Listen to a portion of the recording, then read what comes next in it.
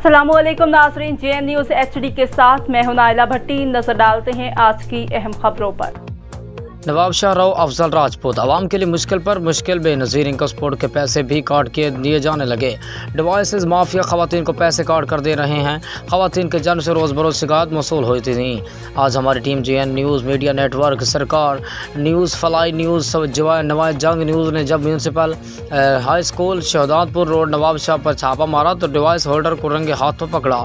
मज़ीद खवातीन का क्या कहना था, हमें पैसे काटे बगैर ये पैसे देते हैं नहीं हैं और कहते हैं सिस्टम ख़राब है। जब हम मजबूर हो के पैसे देने का बोलते हैं तो ये पैसे निकाल कर देते हैं, जिसका मैं किसी से 500 किसी से 1000 किसी से 1500 रुपये वसूल करते हैं। हम आला अफसरान से इंतजाम से मुद्दबाना गुजारिश करते हैं कमिश्नर, डिप्टी कमिश्नर शहीद बेनज़ीराबाद, DIGP शहीद बेनज़ीराबाद, SSP शहीद बेनज़ीराबाद इसका नोटिस ले और मुलज़मान के खिलाफ सख्त कार्रवाई की जाए ताकि गरीब का हक कोई भी ना छीन सके।